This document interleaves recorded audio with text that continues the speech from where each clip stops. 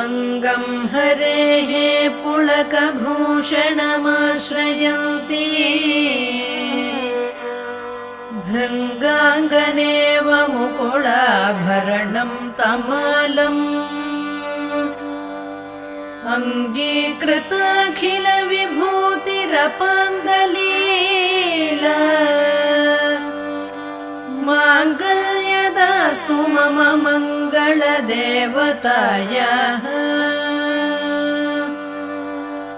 मुग्धा मुहुर्विदधति वदने मुरारेः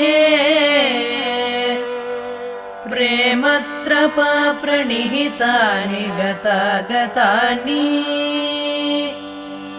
मालादृशोर्मधुकरीव महोत्पलेया सा मे श्रियं दिशतु।